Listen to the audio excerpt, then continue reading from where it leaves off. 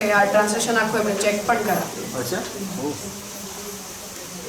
પણ પછી જ્યારે એમણે પૂરું કર્યું અને પ્રકાશનમાં ગયું ને ત્યારે દીક્ષિત કાકાજીની અસ્વસ્થતા હતી એટલે પછી એમને ભૂમિકા લખવા માટે કીધું હતું પણ દીક્ષિત કાકાજી શ્યામ કાકાજી પાસે લખાવડાવ્યું. પણ એનું જે એડિટિંગ છે 4 અધ્યાયનું એ દીક્ષિત કાકાજી પોતે કર્યું. એ મતલબ કુરિયર કરતા હતા લિખિત કોપીઝ.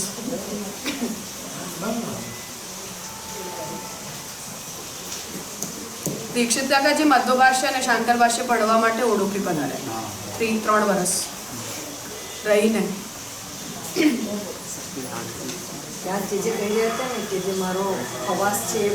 હા, મધ્ય ભાષ્ય વાસણ માંજતા ભણેલું ને શાંકર ભાષ્ય મધ્વાચાર્ય ભણેલું. પણ એ ઠાકોરજીની કૃપા છે એ લોકો ઉપર. કંઈ પણ કહો, એમને ત્યાંનો કોઈ પણ આચાર્ય મૂર્ખ નથી પેદા થતો. એની હાવ ગમે એવો હોય. કેમ કે જેમ અત્યારે જેમાં શિરૂર મઠના જેમ છે અત્યારે સંન્યાસી, એમની ઉંમર ખાલી 19 વર્ષની છે પણ ન્યાય દીપિકા વિધાઉટ પુસ્તક ભણાવે છે. પુસ્તક હાથમાં લીધા વગર મુખપાઠ ભણાવે છે.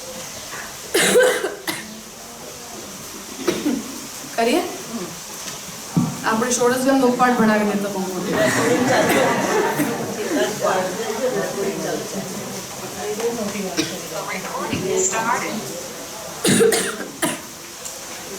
હવે થોડીક બ્રેન પ્રેક્ટિસ માટે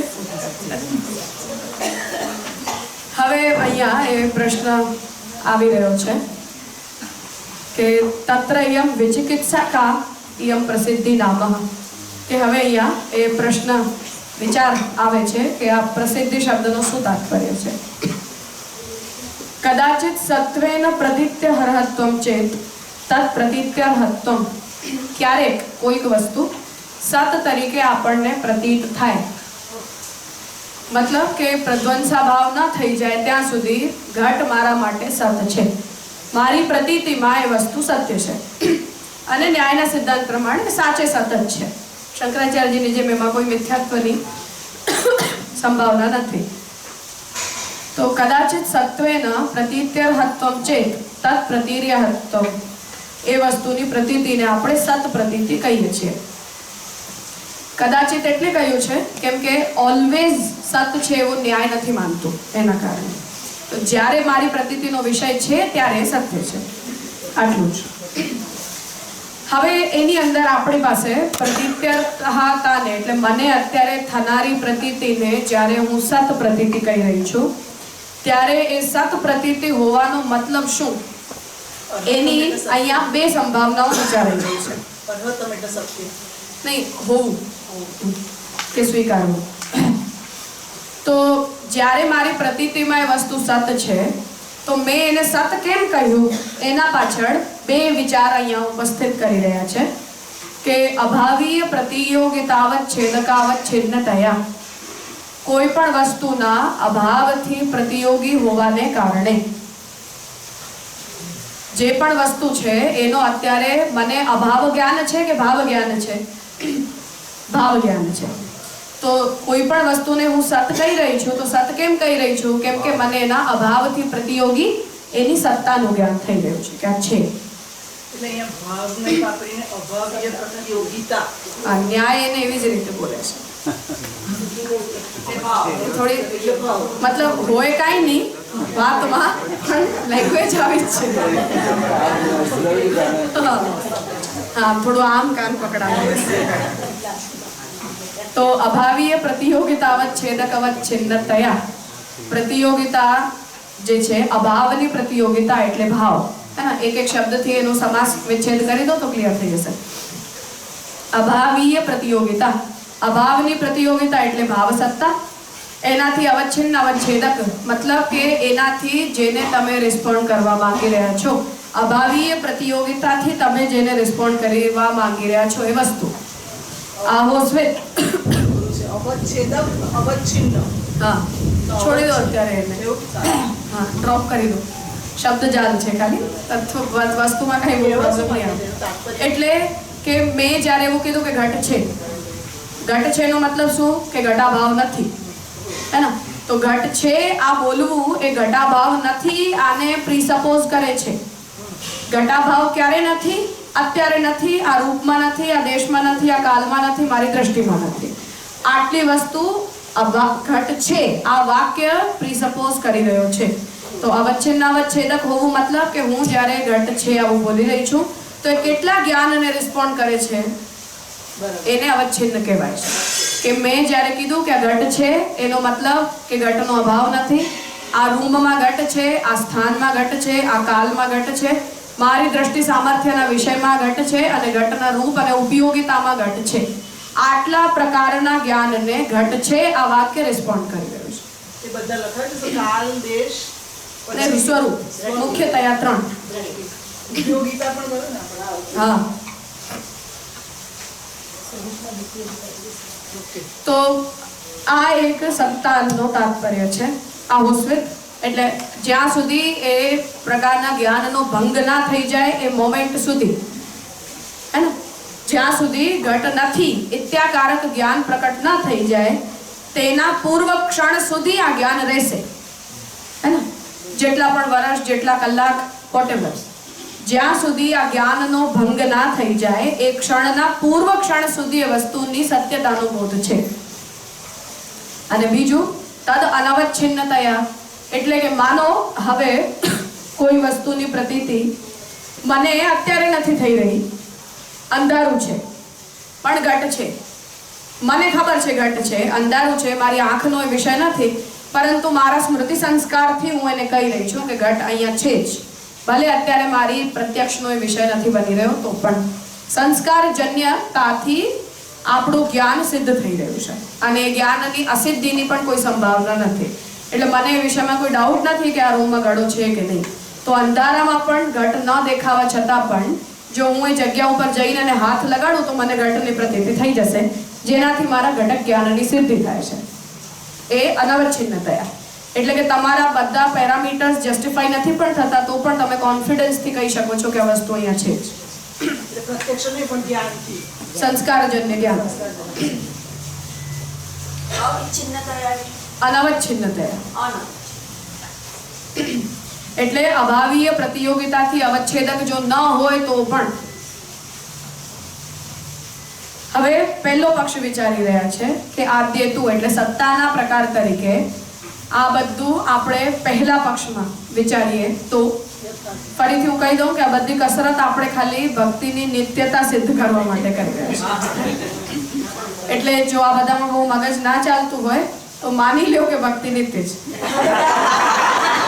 અને જો ચાલી શકતું હોય તો વહેલા બહુ સારી વાત છે. ન ચાલી શકતું હોય તો કન્ક્લુઝન આપણે એના ઉપર આવવાનું છે કે ભક્તિ નિત્ય છે અને આપણો સિદ્ધાંત ભાવ અને અભાવનો ન હોય ને આવિર્ભાવ અને તિરુભાવનો છે. ઠીક છે, આના ઉપર આપણે ફૂલ સ્ટોપ લાવવાનું છે. આ ત્યાં જ જશે, સમજાય એટલું સમજો નહીં તો છોડી દેજો. તો અભાવીય પ્રતિયોગિતા અવચ્છેદક અવચ્છિન્નતયા કોઈ પણ વસ્તુ અભાવનો પ્રતિયોગી હોય એટલે ભાવ સત્તાયુક્ત હોય અને એ ભાવ સત્તાયુક્ત જ્ઞાન સત્તાના દરેક પ્રકારને રિસ્પોન્ડ કરી શકે એ પ્રકારનું જ્ઞાન હોય.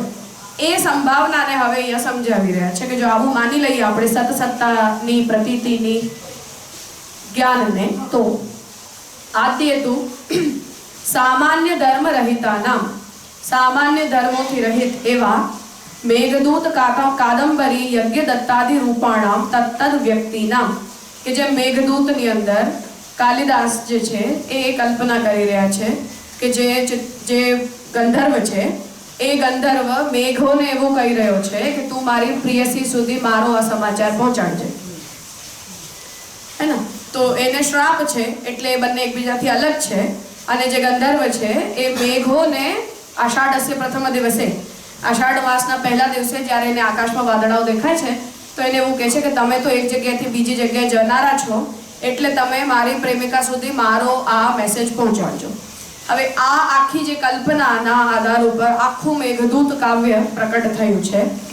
આમાં મેઘને ગંધર્વ જે કંઈ પણ કહી રહ્યો છે મતલબ 200-300 પાનાનું મેઘદૂત કાવ્ય છે એના આખું જે છે એ આ પ્રકારની વિપ્રયોગની અવસ્થાને સમજાવવા માટે છે કે અતિશય વિપ્રયોગમાં એને ભાન નથી કે કોઈ જડ વસ્તુ મારો પત્ર ના પહોંચાડી શકે, એટલે ગંધર્વ મેઘોને કંઈ કહી રહ્યો છે. આના આધાર ઉપર આખું કાવ્ય પ્રકટ થયું છે. એ જ રીતે કાદંબરી, યજ્ઞદત્ત વગેરે કાલિદાસના લખેલા નાટકોના પાત્રો છે, કેરેક્ટર્સ છે. હવે આ કેરેક્ટર્સના રૂપમાં તત્ત વ્યક્તિ નામ એ લોકો, એટલે આ સુપરફિશિયલ કેરેક્ટર છે ને, બધા ફિક્શન છે, કોઈ સત્ય ઘટના તો છે નહીં, ફિક્શન છે. સુપરફિશિયલ જેટલા પણ આ બધા કેરેક્ટર્સ છે એ તત્ત વ્યક્તિ નામ મેઘદૂતત્વાવદ્યાદ્વચ્છિન્ન પ્રતિયોગિતાક પ્રાગભાવ અત્યંતા ભાવાહ નૈવ સંભવેયુઃ. એટલે કે હવે ન તો મેઘ જેવી કોઈ વસ્તુ એક્ઝિસ્ટ કરે છે, ન ગંધર્વ જેવું કંઈ એક્ઝિસ્ટ કરે છે, ન એનો પ્રાગભાવ છે, ન અત્યંતા ભાવ છે, ન પ્રધ્વંસા ભાવ છે, ન અન્યોન્ય ભાવ છે. તો પણ આખું મેઘદૂત કાવ્ય ચાલી રહ્યું છે કે નહીં? ચાલી રહ્યું છે. અને જ્યારે ચાલી રહ્યું છે ત્યારે ગંધર્વ એ મેઘોની સતસત્તા જાણીને એને પત્ર પહોંચાડી પણ રહ્યો છે. આપણે પણ આજ દિવસ સુધી મેઘદૂત કાવ્ય વાંચી પણ રહ્યા છીએ. એમાં જે વિપ્રયોગ પ્રકટ કરવામાં આવ્યો છે, વિપ્રયોગના ભાવની આપણે અનુભૂતિ પણ કરી જ રહ્યા છીએ. સુપરફિશિયલ છે, ફિક્શન છે, આપણને ખબર છે. તો પણ આ મેઘદૂત વગેરે બધા આઉટડેટેડ એક્ઝામ્પલ હોય તો મૂવીથી કે ફિક્શનથી આપણને જે લાગતું હોય એને એક ઉદાહરણ તરીકે લઈ લો. તો પ્રાગભાવ અત્યંતા ભાવાહ નૈવ સંભવેયુઃ. એટલે હવે ગંધર્વનો પ્રાગભાવ છે કે અત્યંતા ભાવ છે, મેઘનો પ્રાગભાવ છે કે અત્યંતા ભાવ છે, એના પ્રતિયોગી કોઈ વિષયો છે કે નહીં, એ બધી માથાપચ્ચી કોણ કરે છે? હે ને, કરી નથી શકાતી, એની કોઈ સંભાવના નથી, કેમ કે ફિક્શન છે, અસત કલ્પના છે. નૈવ સંભવેયુઃ પ્રતિયોગિતાવત છેદકાવચ્છિન્ન સામાન્ય ધર્મવત્વા ભાવેન તેષામ અપ્રસિદ્ધત્વાत्. કેમ કે એ બધા અપ્રસિદ્ધ છે. વસ્તુના રૂપમાં આપણી પાસે ન ગંધર્વ છે, ન મેઘ છે, ન મેઘનો કોઈ દૂત છે. મેઘ રૂપી કોઈ દૂત હોય, મેઘદૂતનો મતલબ કે વાદળાઓ દૂત તરીકે કામ કરે. હવે આ આખી સ્થિતિમાં પ્રાગભાવે નથી, પ્રધ્વંસા ભાવે નથી, એ બંનેના કોઈ પ્રતિયોગીઓ નથી, કાંઈ જ નથી. તો આ સ્થિતિમાં એ વસ્તુ વિષય તરીકે અપ્રસિદ્ધ છે કે મેઘ કોઈ દિવસ કોઈના દૂત હોઈ શકે નહીં. ઠીક છે, અપ્રસિદ્ધત્વ. હે, હા, એટલે કેમ કે આપણી પાસે જ્ઞાનનો કોઈ ઓબ્જેક્ટ જ નથી અવેલેબલ. દ્વિતીય હેતુ ઉત્પત્તેઃ પ્રાક. હવે તદ અનવચ્છિન્નતયા એ પક્ષનો જો આપણે વિચાર કરીએ તો ઉત્પત્તેઃ પ્રાક એટલે ઉત્પત્તિથી પહેલા તાદ્રક પ્રતિયોગિના એવ એ પ્રકારના પ્રતિયોગીઓ જ પ્રતીત્ય હર્હતા નિશ્ચય અસંભવાત આપણી અંદર પ્રતીતિનો નિશ્ચય પ્રકટ કરી શકવા માટે સક્ષમ ન હોવાને કારણે કીદ્રક સામાન્ય ધર્મવત્વ નિશ્ચય રહિતાનામ પ્રાગભાવોપી ન સિદ્ધેત. એ પ્રકારના સામાન્ય ધર્મવાળા કોઈ પણ વસ્તુનો નિશ્ચય જ ન હોવાને કારણે એમના પ્રાગભાવની પણ સિદ્ધિ થતી નથી. જેવી રીતે જ્યાં સુધી મોબાઈલ નતા બન્યા ત્યાં સુધી મોબાઈલનો પ્રાગભાવ હોય આવું તમે બોલી જ ના શકો, કેમ કે વસ્તુ જ એક્ઝિસ્ટેન્શિયલ નથી ત્યાં સુધી. તો તમે અનવચ્છિન્ન સંસ્કારજન્ય જ્ઞાન કીધું ને, તો આમાં એ કેવી રીતે લાગશે? એટલે કે હવે અત્યારે મને મારો સંસ્કારજન્ય જ્ઞાન કહી રહ્યો છે કે મોબાઈલનો પણ પ્રાગભાવ હોય, પણ જે જમાનામાં એ વસ્તુ એક્ઝિસ્ટ નથી કરતી ત્યાં સુધી ન તો વસ્તુ જ ના હોય તો વસ્તુનો સંસ્કાર જ કેવી રીતે તમારામાં પ્રકટ થાય? તો એ સ્થિતિમાં પ્રાગભાવ છે જ નહીં વસ્તુનો, અને ન પ્રાગભાવની કોઈ પ્રકારની કલ્પના છે, ને જો પ્રાગભાવની કલ્પના નથી તો પ્રાગભાવનો પ્રતિયોગી કોઈ વિષય પણ નથી. તો બંનેમાં અપ્રસિદ્ધતા થઈ ને. હા, જુઓ હજી ચાલી રહ્યું છે. તો પ્રાગભાવોપી ન સિદ્ધે કુતઃ તરાતર હેતુક કાર્યોત્પત્તિ. જો એ વસ્તુ પ્રસિદ્ધ નથી, એના પ્રાગભાવની કલ્પના નથી, તો એ કાર્યની ઉત્પત્તિની કલ્પના કોણ કરવાનું છે? કે કોઈક જમાનો એવો હશે જ્યારે મોબાઈલ ફોન બનશે, એવું આઈસેજના આપણા પૂર્વજો બોલતા હતા કોઈથી? કેવી રીતે બોલે અસત કલ્પનાને? યસ્માત જેવી રીતે સ્વજન્મના પ્રાક, આપણો જન્મ જ ના થયો હોય એની પહેલા અગ્રહિત સામાન્ય ધર્મવતઃ વ્યક્તેઃ, કોઈ પણ વ્યક્તિના સામાન્ય ધર્મનો મતલબ છે જાતિ. મનુષ્યની મનુષ્યત્વ જાતિ, સ્ત્રીની સ્ત્રીત્વ જાતિ, ઘટની ઘટત્વ જાતિ. અને ખાલી કહી દઉં કે ન્યાયના સિદ્ધાંત પ્રમાણે જાતિ એ સાર્વત્રિક નથી હોતી પણ વ્યક્તિગત હોય છે.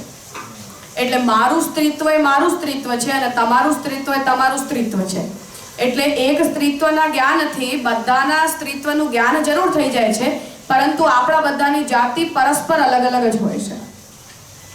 તો સામાન્ય ધર્મ ઉપર જે આવ્યું પ્રતિયોગિતા વચ્ચે જે અવચ્છિન્ન સામાન્ય ધર્મ વચ્ચે તો ત્યાં સામાન્ય ધર્મ જાતિનો જ મતલબ છે. સામાન્ય ધર્મનો મતલબ કે બે ઘટની વચ્ચે સામાન્ય ધર્મતા છે ને, કે બંને ઘટ છે, બંનેની અંદર ઘટત્વની જાતિ છે, જેના કારણે એક ઘટના જ્ઞાનથી મને સર્વત્ર ઘટનું જ્ઞાન થઈ જાય છે. મતલબ એકવાર આપણે A ફોર એપલ બચ્ચાને શીખવાડી દીધું તો દુનિયામાં જેટલા એપલ છે બધાનું જ્ઞાન થઈ ગયું. એના માટે એને 100 એપલ ના બતાવવા પડે, પરંતુ એક એપલ એક છે ને બીજો એપલ બીજો જ છે. એ બંનેની વચ્ચે અદ્વૈત નથી. એ જાતિ હા, એમ નૈયાયિકો જાતિને એક્સપ્લેન કરે છે, જેના કારણે એક ઘટનો પ્રાગભાવ કે પ્રધ્વંસાભાવ હોય એ બીજા ઘટ ઉપર એપ્લિકેબલ નહીં થાય. ઠીક છે, પરંતુ જાતિ જે છે એનું જ્ઞાન ગ્રહિત થવું એક અલગ વસ્તુ છે અને જાતિનું વસ્તુનિષ્ઠ હોવું એ બીજી વાત છે. એવો ન્યાયનો સિદ્ધાંત છે. એટલે જાતિના બે પ્રકાર થાય, સામાન્ય ના ના, જાતિ એક જ છે તત્વ, પણ વ્યષ્ટિ અને સમષ્ટિની જેમ ડિફરન્ટ છે. જાતિ એમને ત્યાં તત્વ માન્યું છે. વસ્તુનિષ્ઠ રીતે અલગ છે. હા, તો વસ્તુનિષ્ઠ જાતિ હોવી અને જ્ઞાનનિષ્ઠ જાતિ હોવી બે અલગ અલગ અંશ છે. અનિષ્ટ સમષ્ટિ થયું. હા, અને વસ્તુનિષ્ઠ વ્યષ્ટિ થઈ. તો મને એક ઘટ એટલે હું એવું ના કહી શકું કે મેં ઘટ રિપ્લેસ કરી દીધું તો ઘટનો પ્રધ્વંસાભાવ નથી, એવું નહીં બોલાય. કેમ કે પૂર્વ ક્ષણની અંદર જે ઘટ હતો એનો પ્રધ્વંસાભાવ તો છે જ. તમે નવો ઘટ લઈ આવ્યા તોય તો જાતિ ભલે કોમન હોય પણ વસ્તુનિષ્ઠ જાતિની અંદર ભેદ છે જ. એવી રીતે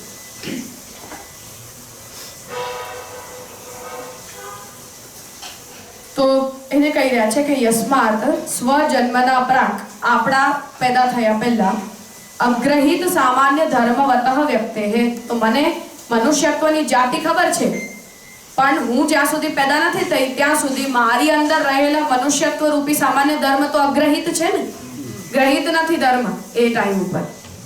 તો અગ્રહિત સામાન્ય ધર્મવતઃ વ્યક્તે ક્વચિદપી કદાચિદપી ચ સત્વેન પ્રતીત્યર્હતા ન ભવતિ. તો જ્યાં સુધી હું પેદા નહીં થઈ જાઉં અને મારા વિશેષ મનુષ્યત્વ રૂપી જાતિ કે સ્ત્રીત્વ રૂપી જાતિનું જ્યાં સુધી જ્ઞાન નહીં પ્રકટ થઈ જાય ત્યાં સુધી કોઈક સમયે ક્યારેક પણ મારા વિષયમાં સત્યત્વની પ્રતીતિ તો પ્રકટ નહીં જ થાય. એટલે મનુષ્યત્વ જાતિ કે સ્ત્રીત્વ જાતિ પ્રસિદ્ધ છે, પણ મારામાં રહેલી મનુષ્યત્વ જાતિ કે સ્ત્રીત્વની જાતિ અપ્રસિદ્ધ સિદ્ધ થઈ. હા, એટલે પર્ટિક્યુલર એ પર્સન વસ્તુનિષ્ઠ અપ્રસિદ્ધ સિદ્ધ થઈ અને જ્ઞાનતયા પ્રસિદ્ધ સિદ્ધ થઈ.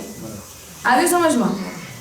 તો પ્રત્યેકનો પ્રાગભાવ જ્યાં સુધી છે ત્યાં સુધી એ વસ્તુની અંદર રહેલી વસ્તુનિષ્ઠ જાતિનું જ્ઞાન તો અપ્રસિદ્ધ છે અને જ્ઞાનનિષ્ઠ જાતિનું જ્ઞાન પ્રસિદ્ધ છે. આવો ડિફરન્સ એક ક્રિએટ થયો અન્ડરસ્ટેન્ડિંગમાં. થયું ક્લિયર? સોયમ પ્રતીત્યર્હત્વ રૂપો ધર્મો. હવે આ જે પ્રતીતિ ને તમે સત છે અસત છે યથાર્થ છે અયથાર્થ છે કે પ્રાગભાવ છે પ્રધ્વંસાભાવ છે વગેરેની અંદર જે પ્રતીતિઓને તમે ડિફાઇન કરી રહ્યા છો એમાં સોયમ પ્રતીત્યર્હત્વ રૂપો ધર્મો, પ્રતીતિ ડેફિનેટ છે, અર્હત્વ એટલે પ્રતીતિ છે જ ચોક્કસ, એ પ્રકારનો જે ધર્મ છે એ કસ્મિંશ્ચિત ધર્મિણી ન વિદ્યેત ચેત. જો આ પ્રકારનું જ્ઞાન કોઈ ધર્મીની અંદર ન રહે તો સધર્મી આત્યંતિકો અસન્નેવ ભવે, તો પછી એ વસ્તુ અસત અને આત્યંતિક અભાવ યુક્ત સિદ્ધ થાય. એટલે કે જેવી રીતે વંધ્યાપુત્ર, હવે આ પ્રકારના જ્ઞાનમાં મને શ્યોરિટી છે કે વંધ્યાપુત્ર જેવું શું હોય છે? નથી. કેમ કે મને કરસ્પોન્ડિંગ કોઈ ઓબ્જેક્ટ નથી અવેલેબલ થયો. જેમ બચ્ચો હોય એને તમે જ્યાં સુધી વિઝ્યુઅલાઇઝ કરીને ન દેખાડો ત્યાં સુધી એને વસ્તુ જ્ઞાન થાય. તો આપણે વિચારી રહ્યા છીએ કે વંધ્યાપુત્ર જેવું કોઈ હોય, પણ વંધ્યાપુત્રનું વસ્તુ કહેવાય શું એ તો આપણને ખબર છે નહીં. તો એ કહી રહ્યા છે કે પ્રતીત્યર્હતા મતલબ કે મને કોઈ પણ વસ્તુના સ્વરૂપનું નિશ્ચય થાય કે આ વસ્તુ આ જ છે, ત્યારે આપણે એને સત કહી શકીએ આપણી અનુભૂતિમાં, મારી પ્રત્યક્ષ અનુભૂતિમાં. જેના કારણે નૈયાયિકો એ કહે છે કે એની જાતિનું જ્ઞાન મને થવું જોઈએ, પ્રત્યક્ષથી નહીં જ્ઞાન થાય. મેં જોઈ લીધું બચ્ચાને આપણને જ્યારે સમજાવવું હોય તો જેમ એક લાલ માટલું દેખાય ને કાળું માટલું દેખાય તો આપણે એને કહેવું પડે કે લાલ માટલું એ માટલું જ કહેવાય ને કાળું માટલું એ માટલું જ કહેવાય. અન્યથા બાળકને જાતિ જ્ઞાન નથી હોતું, એના કારણે લાલ માટલું હોય તો એ માટલું કહેવાય, કાળું માટલું હોય તો એને માટલાનું જ્ઞાન એમાંથી નહીં પ્રકટ થાય. જેમ બચ્ચાઓ હોય એ લોકોને એક દિવસ આપણે સફેદ ખીર આપીએ અને બીજા દિવસે કેસરવાળી ખીર આપીએ તો એમાં જાતિ જ્ઞાન ના થાય એ લોકોને કે કલર વ્હાઈટ હોય અને યલો હોય તો ખીર ખીર જ હોય એવું જાતિ જ્ઞાન ના થાય બચ્ચાઓને. આપણે એને કહેવું પડે કે ભલે આનો કલર અલગ છે પણ ખીર ખીર છે. તો જાતિ જ્ઞાન જે છે એ પર્ટિક્યુલર છે. હવે આ સ્થિતિમાં મને આ ઘટ છે આ પ્રકારનો નિશ્ચય ક્યારે થાય? જ્યારે ઘટત્વ રૂપી જાતિ મને ગ્રહિત થાય. આકાર જોઈ લેવાથી મને ઘટત્વનો બોધ નથી થઈ રહ્યો, જાતિ જ્ઞાનથી થશે. હવે જ્ઞાનનિષ્ઠ જાતિ અને વસ્તુનિષ્ઠ જાતિ અલગ અલગ વસ્તુઓ છે. એટલે બાળકને આપણે એવું કહી દઈએ કે પાણી ભરવાનું સાધન હોય એને ઘડો કહેવાય, પણ પાણી ભરવાનું સાધન બોટલ હોય તો ઘટ ના કહેવાય. તો જાતિનું જે જ્ઞાન છે એ રૂપથી, કાર્યથી, સ્વરૂપથી, પરિમાણથી ઘણી બધી રીતે થાય છે, જેના કારણે નૈયાયિકો દ્રવ્યની નિષ્ઠ ગુણ માને છે. તો ગુણગ્રાહી હોય, જાતિગ્રાહી હોય, દ્રવ્યગ્રાહી હોય ત્યારે તમને એનું સત્ય જ્ઞાન થાય અને ત્યારે આપણે કહી શકીએ કે આ વસ્તુ છે કોન્ફિડન્સથી. નહીં તો સંશયાત્મક જ્ઞાન થાય, ભ્રમાત્મક જ્ઞાન થાય. તો એ વાતને કહી રહ્યા છે કે જ્યાં સુધી મને એની પ્રતીત્યતા એટલે વંધ્યાપુત્રની પ્રતીત્યતા તો મને છે નહીં, મેં કોઈ દિવસ અનુભવ નથી કર્યો, કોઈ વસ્તુ એ દિવસ કોઈ દિવસ જોઈ નથી.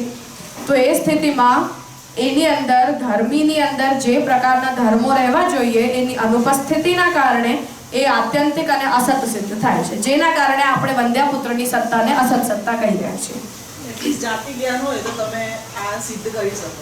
હા, એ પણ નથી તો એ તો અત્યંત કેમ કે એનું દ્રવ્ય ક્યાં? જ્ઞાન જે છે એના કરસ્પોન્ડિંગ દ્રવ્ય ક્યાં? એ દ્રવ્યનું ગુણ ક્યાં? એ દ્રવ્યની જાતિ ક્યાં? એ દ્રવ્યનું સામાન્ય ધર્મ ક્યાં? એવું છે જ નહીં ને આપણી પાસે. ધર્મી કોણ? હા, વંધ્યાપુત્ર ધર્મી છે. તદનિષ્ઠ ધર્મો દ્રવ્ય, ગુણ, કર્મ, સમવાય વગેરે દેખાવા જોઈએ ને આપણને. એ તો પ્રગટ નહીં થાય એની અંદર. એટલે આપણે એવું કહી દઈએ છીએ કે આ વસ્તુ અસત છે. જે કોઈ પણ સત્તાના જ્ઞાનમાં દ્રવ્ય, ગુણ, કર્મ, સમવાય, અભાવ વગેરેની સિદ્ધિ થતી હોય એ સત સત્તા કહેવાય. કેમ કે સપ્ત પદાર્થથી દ્રવ્ય નિષ્પત્તિ થશે ને, સતનિષ્ઠ એવી રીતે. અથ કસ્મિંશ્ચિદ વિદ્યમાનત્વેતુ. થોડું સમજવાની કોશિશ કરજો. મને પણ લાગે છે કે આ પ્રોબ્લેમેટિક છે, પણ જે લખ્યું છે એ આપણને કરવું પડશે. અને થોડું પેશન્સ રાખી અને એક પેજ પાર કરી દો પછી કોઈ પ્રોબ્લેમ નથી.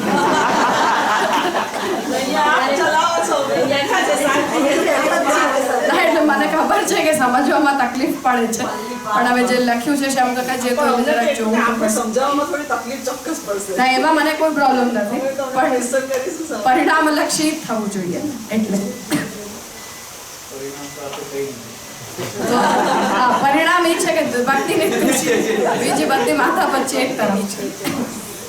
તો અસન્નેવ ભવતિ. અથ કસ્મિંશ્ચિદ વિદ્યમાનત્વેતુ. એટલે કોઈ પણ વસ્તુ વિદ્યમાન હોય તો ન ધર્મિણા અવિદ્યમાનેન ભાવ્યમ.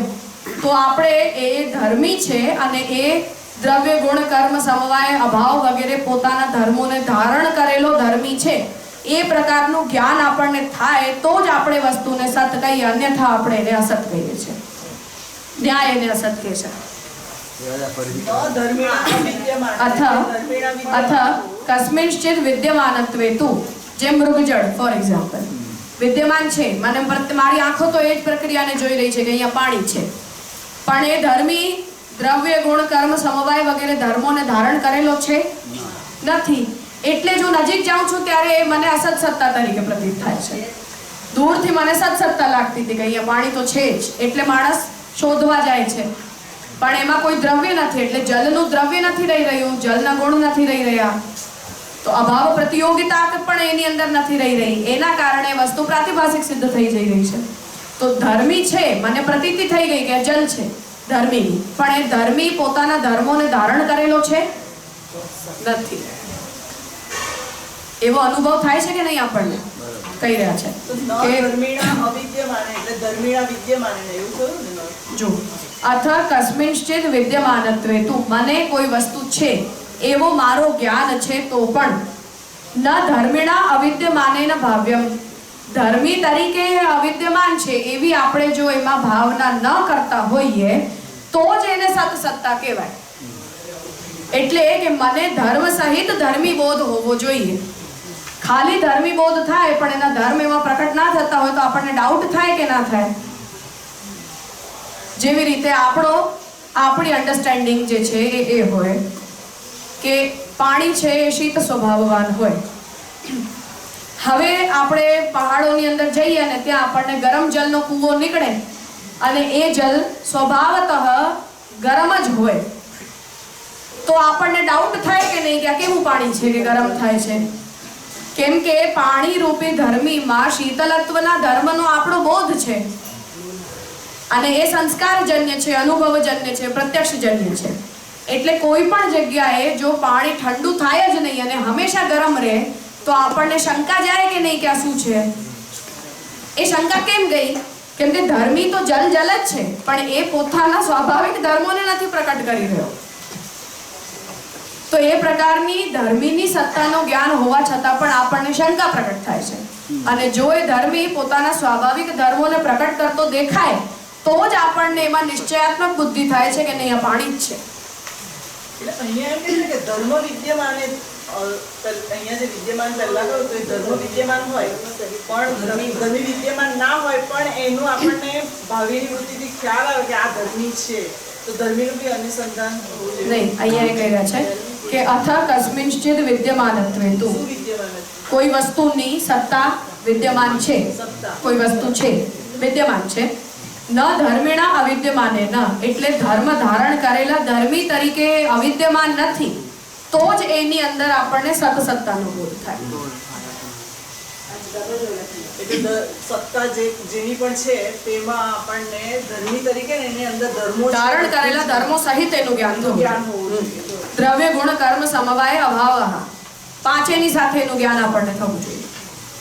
જો નથી થતું તો આપણને એ વસ્તુના સ્વરૂપ ઉપર ડાઉટ થાય. યથાર્થ જ્ઞાન. હા, કે આપણને એવું થાય કે આમાં કંઈક પ્રોબ્લેમ છે એવું આપણું મન વિચારે કે ન વિચારે. જેમ ગરમ પાણીનો કૂવો આપણને મળે તો આપણું મન વિચારે કે નહીં કે આમાં અંદર શું છે કે આ ગરમ રહે છે? તમને ગરમ શેનાથી થાય છે દેખાતું નથી, પણ આપણું મન શીત સ્વભાવવાન જ હોય પાણી એવો નિશ્ચય કરેલો છે. એટલે ધર્મીના સ્વરૂપ શીતલતાના ધર્મને ધારણ કરેલું હોવું જ જોઈએ એ પ્રકારની આપણી પ્રતીતિ હોવાને કારણે ગરમ પાણી હોય તો આપણને શંકા જાય. હવે આ શંકા કેમ આપણને દેખાઈ રહ્યું છે કે નહીં? એ પાણી તો પાણી જ દેખાઈ રહ્યું છે. ટચ કરો ત્યારે આપણને ખબર પડે કે આ તો ગરમ છે. જ્યાં સુધી આપણને એની ઉષ્ણતાનો બોધ નથી થઈ રહ્યો ત્યાં સુધી જલ ધર્મી છે એવું આપણને દેખાય છે તો પણ કેમ આપણને શંકા જાય છે? કેમ કે ધર્મીએ ધર્મને ધારણ કરેલું આપણને નથી દેખાતું. આવી સમજમાં? એટલે કહી રહ્યા છે કે સત્સત્તાનો બોધ આપણને ધર્મીના હોવા માત્રને નથી થતું, પણ ધર્મી એ પોતાના સામાન્ય ધર્મોને ધારણ કરેલો હોય તો જ આપણને એમાં સત્સત્તાનો નિશ્ચય થાય છે. અન્યથા આપણને શંકા રહે છે કે આ શું છે પ્રક્રિયા. થયું ક્લિયર આટલું? તસ્માત એટલે ઇહ મૃદી ઘટો નાસ્તિ કુંભકાર પ્રયત્નેન ઉત્પત્સ્યતે, કે આ મૃદાત્મક પિંડ છે એ ઘટ નથી પણ કુંભાર જ્યારે પ્રયત્ન કરશે તો એ ઘટ બની જશે. ઇત્યેવમ આદિ પ્રયોગાનામ, આ પ્રકારનો જ્યારે આપણે પ્રયોગ કરતા હોઈએ ત્યારે હિ ઇતઃ પૂર્વમ, આનાથી પહેલા ઘટાદ્ય ભાવ સાધકમ, ઘટના અભાવને સિદ્ધ કરનારા યદિ પ્રામાણ્યમ ન, ઘટનો અભાવ છે આને સિદ્ધ કરનારો જો કોઈ પ્રમાણ હોય નહીં, તદા અભાવસ્ય અસત્વ રૂપતા વક્તુમ યુક્તા, તો આપણે શું કહીએ? એટલે મેં માટીના પિંડમાંથી ઘડો બનતો જોયો છે એટલે મને કુંભારની પાસે હું માટી જોઉં તો મને એવું લાગે, ખબર પડે કે કુંભારની અંદર માટીને ઘડો બનાવવાનો સામર્થ્ય છે. પરંતુ ઘટના અભાવનો મને જો જ્ઞાન જ ન હોય તો ઘટના ભાવનું જ્ઞાન મને થઈ શકે? ના થઈ શકે. તો એ સ્થિતિમાં આપણે એને અસત કહી દઈએ છીએ. પરંતુ વસ્તુતઃ એ તમારું અજ્ઞાન મૂલક છે, વસ્તુની અસત્તા નથી. જેમ અમારે ત્યાં એક નાનકડો બચ્ચો આવતો તો તાજી એને પૂછ્યું કે દૂધ ક્યાંથી આવે? તને ખબર છે? થેલીનું દૂધ પીએ છે, એને ખબર જ નથી કે ગાયમાંથી દૂધ આવે. દૂધ જે છે થેલીમાં આવે એવું ખબર છે, દૂધ ગાયમાંથી આવે ખબર જ નથી. કેમ કે તમે ગાયને માંથી દૂધ નીકળતા જોયું જ નથી કોઈ દિવસ. હવે એલમંડ મિલ્ક હોય માનો, એને જોઈને ને તમને દૂધના કાર્યકારણ ભાવનો નિર્ણય કેવી રીતે થાય? દૂધનું આપણું સામાન્ય કાર્યકારણ ભાવ સંબંધી છે કે ગાય કે ભેંસનું દૂધ હોય કે ચલો વધીને ઊંટ કે બકરીનું દૂધ હોય, પણ બદામનું દૂધ હોય આ કાર્યકારણ સિદ્ધાંતની સામે આપણે દૂધ જોઈને આપણે તો ના વિચાર ખબર પડે ને કે આ બદામમાંથી બનેલો દૂધ છે. આપણો દૂધનો સામાન્ય ધર્મી છે કે ગાય ભેંસનો દૂધ હોય. હવે આ સ્થિતિમાં એ પ્રકારનું દૂધ ગાય ભેંસમાંથી જન્ય ધર્મને નથી ધારણ કરી રહ્યું.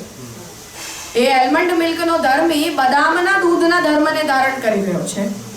તો આપણને હવે એમાં જાતિત્વનો બોધ કેવી રીતે પ્રકટ થશે કે ત્યાં મને અલગ જાતિ ગ્રહિત થશે, અહીંયા મને અલગ જાતિ ગ્રહિત થશે, ભલે સ્વરૂપમાં એ સફેદ દૂધ જેવું દેખાતું હોય તોય.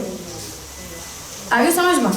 હવે જ્યાં સુધી મને એની અંદર ધર્મનો નિશ્ચય નથી થતો, એટલે જેમ કોઈ વ્યક્તિ આલમંડ મિલ્કના કન્સેપ્ટને ન સમજી શકતો હોય કે માનો નવો કન્સેપ્ટ આવ્યો હોય તો લોકો દૂધ પીએ કે જે ગાયમાંથી જ નથી આવ્યું કે ભેંસમાંથી જ નથી આવ્યું, તો લોકોને એના કારણનો વિચાર થાય ને કે આ કેવી રીતે પેદા થયું, ક્યાંથી થયું, આની પ્રોસેસ શું છે. તો ધર્મી દેખાઈ રહ્યો છે છતાં પણ આપણે એમાં ધર્મની જિજ્ઞાસા પ્રકટ કરી રહ્યા છીએ, અને એ ધર્મીને ધારણ કરેલા ધર્મનો કે એની જાતિનો, દ્રવ્યનો, ગુણનો, કર્મનો, સંબંધનો જ્યાં સુધી આપણને નિશ્ચય નથી થતો ત્યાં સુધી વસ્તુ આપણા માટે શંકાસ્પદ છે. આવો આપણો વ્યવહાર છે કે નહીં? તો દૂધ દેખાઈ રહ્યું છે, બે દૂધ એક સરખા દેખાઈ રહ્યા છે, સફેદ દેખાઈ રહ્યા છે, તો પણ એક ઉપર મને નિશ્ચયાત્મક જ્ઞાન છે અને બીજા ઉપર મને સંશયાત્મક જ્ઞાન છે. તો જ્યાં સુધી સંશયનું નિવારણ ના થાય ત્યાં સુધી એ પાવડરનું દૂધ હોય કે વોશિંગ પાવડરનું દૂધ હોય કે મુખારવિંદની જેમ સિન્થેટિક દૂધ હોય, જે કોઈ પણ હોય એમાં જાતિત્વ, સમાન ધર્મત્વ છે કે નહીં? પ્રત્યક્ષમાં છે પણ ગુણમાં નથી, દ્રવ્યમાં નથી, સમવાયમાં નથી, સંબંધમાં નથી, અભાવમાં નથી, એક્સેટ્રા એક્સેટ્રા.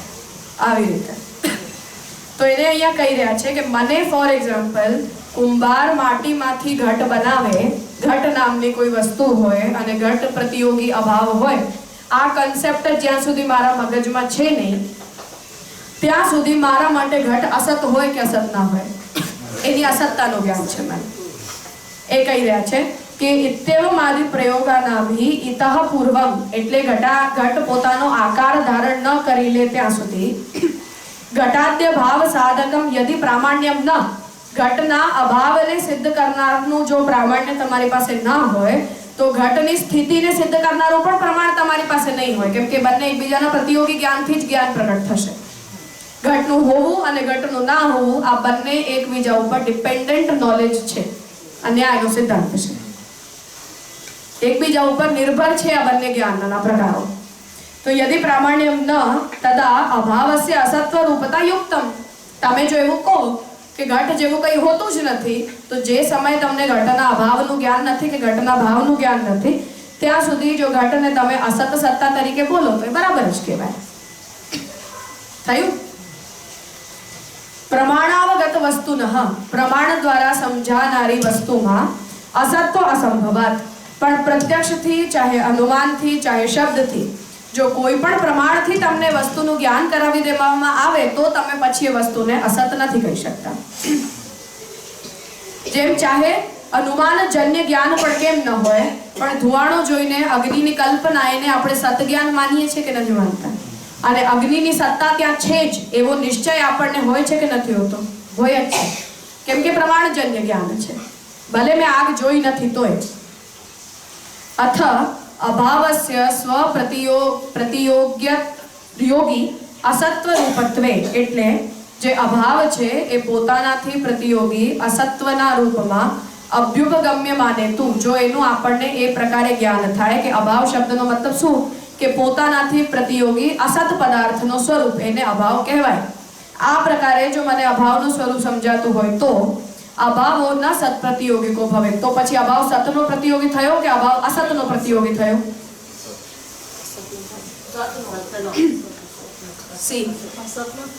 જ્યાં સુધી મને ઘટ જેવી કોઈ વસ્તુ દુનિયામાં હોય એવું મને ખબર જ નથી ત્યાં સુધી ઘટના અભાવની કલ્પના અસત પ્રતિયોગી છે કે સત પ્રતિયોગી છે?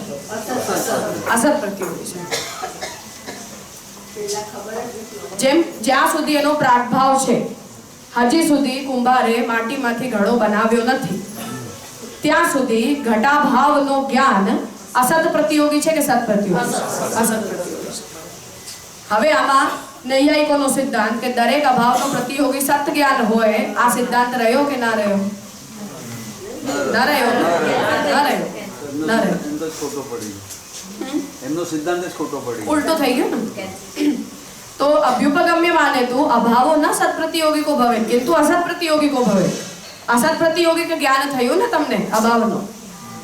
सत प्रतियोगिकत्वे तो जो सत प्रतियोगी ज अभाव होय तो अभावस्य न स्व प्रतियोग्य असत्व रूपत्वम इति उभयतः पाशः. जो सतनो प्रतियोगी ज अभाव होय आवो जो सिद्धांत होय तो कोई पण अभावनो प्रतियोगी असत पदार्थ होवो ज न જોઈએ. પરંતુ સત અભાવનો પ્રતિયોગી અસત પદાર્થ પણ હોય છે અને અભાવનો પ્રતિયોગી સત પદાર્થ પણ હોય છે. એટલે બંને બાજુથી આ ફસાયેલો કન્સેપ્ટ છે તમારો. ઉભયતઃ પાશા એટલે બે બાજુથી તમે ફસાયા છો આમાં. એટલે તમે ભાવ અને અભાવને પ્રતિયોગી જ્ઞાન તરીકે નથી બોલી શકતા, કેમ કે અભાવનો પ્રતિયોગી અસત પદાર્થ પણ થાય છે. એ વાત અત્યંત અભાવમાં સિદ્ધ થઈ રહી છે કે નથી થઈ રહી? અત્યંતા ભાવનો પ્રતિયોગી પદાર્થ અસત છે કે સત છે? અસત છે. તો ભાવનો પ્રતિયોગી, હવે નાસતો વિદ્યતે ભાવો ના ભાવો વિદ્યતે સતઃ, આને તમે એક્ઝિસ્ટેન્શિયલ ઓબ્જેક્ટના અભાવ તરીકે બોલી શકશો કે નહીં બોલી શકો? નહીં બોલી શકો ડેફિનેટલી. નૈયાયિકો નાભાવો વિદ્યતે સતઃ, સતનો અભાવ નથી હોતો અને અસતનો ભાવ નથી હોતો, આ વાક્યને નૈયાયિકો પ્રતિયોગી જ્ઞાન તરીકે કેવી રીતે સમજાવશે? કેમ કે તમારી પ્રતિયોગિતાનો સિદ્ધાંત સિદ્ધ નથી થઈ રહ્યો, તો ગીતા વાક્યનું ઇન્ટરપ્રિટેશન તમે પોતાના સિદ્ધાંત પ્રમાણે કરી જ નહીં શકો. હવે થયું ક્લિયર? કે મારો એવો ઓબ્સેશન છે કે દરેક જ્ઞાનનો પ્રતિયોગી અભાવ હોય અને દરેક અભાવ જ્ઞાનનો પ્રતિયોગી ભાવ જ્ઞાન હોય. આવો એક સિદ્ધાંત છે, પરંતુ વંદ્યાપુત્રના અત્યંતા ભાવવાળા એક્ઝામ્પલમાં આ સિદ્ધાંત તમારો ખોટો સાબિત થઈ રહ્યો છે. એના કારણે જે ગીતાજીનું વચન છે નાસતો વિદ્યતે ભાવો ના ભાવો વિદ્યતે સતઃ, આને ભાવ અને અભાવના પ્રતિયોગી જ્ઞાન તરીકે તમે ઇન્ટરપ્રેટ જ નહીં કરી શકો. ક્યાં સુધી? જ્યાં સુધી તમે અભાવના સિદ્ધાંતને છોડો નહીં ત્યાં સુધી. આવ્યું સમજમાં? અહીંયા એને ફસાવ્યું છે. તો એથી ઉભયતઃ પાશા એટલે બે બાજુથી આ સિદ્ધાંત જે છે ફસાય છે વચ્ચે. કિંચ વિકલ્પ વૃત્ય ગોચરસ્ય, આપણે જે વાતને વિચારી કે જ્ઞાનમાં જો કોઈ અસત પદાર્થનું જ્ઞાન આપણે પ્રગટ કરી રહ્યા છે તો એ વિકલ્પાત્મક જ્ઞાન છે, કેમ કે એનો પ્રતિયોગી કોઈ ઓબ્જેક્ટ નથી. એ સંભાવનાનો પણ જો વિચાર કરવામાં આવે એટલે નૈયાયિકોને બચાવવા માટે આપણે એવું કહી દઈએ કે ચલો તમારા જ્ઞાનને અમે અસત જ્ઞાન નથી કહેતા પણ વિકલ્પ વૃત્તિનું જ્ઞાન કહી રહ્યા છીએ, તો એનો પ્રતિયોગી જ્ઞાન શું બનશે એ સંભાવનાનો વિચાર કરી જુઓ. કે કિંચ વિકલ્પ વૃત્તિ અગોચરસ્ય, વિકલ્પ વૃત્તિથી જે અગોચર છે એવું અભાવ, કેમ કે અભાવનું જ્ઞાન વિકલ્પ વૃત્તિનું જ્ઞાન નથી. અભાવનું જ્ઞાન તો નિશ્ચયાત્મક જ્ઞાન માને છે એ લોકો, હે ને? અભાવના જ્ઞાનમાં કોઈ ડાઉટ નથી, અભાવનું જ્ઞાન નિશ્ચયાત્મિક પ્રમા છે. તો વિકલ્પ વૃત્તિ અગોચરસ્ય અભાવસ્ય પદાર્થત્વાંગીકાર એવ, એને જો તમે એક સ્વતંત્ર પદાર્થ તરીકે, મતલબ કે તમારા ચાર જે અભાવ છે એ ચાર અભાવથી જન્ય જે પ્રમાની નિશ્ચયાત્મિકા વૃત્તિ છે એ નિશ્ચયાત્મિકા પ્રમાની વૃત્તિમાં તમે એક વિકલ્પ વૃત્તિ વાળું પણ જ્ઞાન, આવો એક જ્ઞાનના પ્રકારને તમે જો એડ કરી લો જેનાથી આ અત્યંત ભાવવાળી પ્રોબ્લેમ સોલ્વ થઈ જાય અસત જ્ઞાનના વિષયમાં, તો તસ્ય કથનચિત સ્વનિરૂપિત પ્રતિયોગિતા સામાનાધિકરણ સત્તાયાહ ખ્યાપકો ભવતિ, તો તમે કોઈક રીતે પણ એની અંદર રહેલા સામાન્ય ધર્મના આધાર ઉપર એના પ્રતિયોગિતા જ્ઞાનને જનરેટ કરી શકશો. એની એક પોસિબિલિટી થઈ જશે જો તમે આગળ આપણે જે વ્યાખ્યા જોઈ એ રીતે વિકલ્પ વૃત્તિ રૂપી જ્ઞાનને તમે સ્વીકારવા માટે તૈયાર હો તો. આવ્યું સમજમાં? તથાત્વે સતી, એવું પણ માની લે જો ન્યાય વિકલ્પ વૃત્તિના એક જ્ઞાનને અત્યંતા ભાવના પ્રતિયોગી સત્તાના જ્ઞાન તરીકે સ્વીકારી લે તો તુચ્છસ્યૈવ નિષ્પ્રતિયોગિકા ભાવ રૂપસ્ય અસત્વમ તદા ભવિતુમ અર્હતિ ઇતિ અકામ ગલે પતિતમિવ આલક્ષ્યતે. તો હવે સ્થિતિ શું બનશે કે તુચ્છસ્યૈવ નિષ્પ્રતિયોગિતા કા ભાવ રૂપસ્ય, હવે જે કોઈ પણ વસ્તુનો અત્યંતા ભાવ થઈ રહ્યો છે એ અત્યંતા ભાવનો પ્રતિયોગી વસ્તુ વંદ્યાપુત્રનો અભાવ તત્પ્રતિયોગી વિકલ્પ વૃત્તિ રૂપ જ્ઞાન, હે ને? સત જ્ઞાન નથી, એ વિકલ્પ વૃત્તિનું જ્ઞાન છે. વિકલ્પ વૃત્તિનો જે જ્ઞાન છે એનો નિષ્પ્રતિયોગી છે, કેમ કે અસત પદાર્થનો કોઈ પ્રતિયોગી અવેલેબલ જ નથી તમારી પાસે, હે ને? તો એ નિષ્પ્રતિયોગિક ભાવ હોવાને કારણે અસત્વમ તદા ભવિતુમ અર્હતિ, તો જ એને તમે અસત કહી શકો છો, જો એ નિષ્પ્રતિયોગી હોય તો જ. કેમ કે જો એનો પ્રતિયોગી અવેલેબલ છે તો એ સત થઈ જશે. ઇતિ અકામ ગલે પતિતમ ઇવ અલક્ષ્યતે, એના કારણે અભાવ તત્વ તમે જે પ્રયોજનથી બોલવા માંગો છો કે સત અને અસત આ બે જ સત્તાના પ્રકાર હોવા જોઈએ, સદસત સત્તાનો કોઈ પ્રકાર ન હોવો જોઈએ, આ લક્ષ્ય તો તમારું વિકલ્પ વૃત્તિ માનવાથી પૂરું નહીં થાય.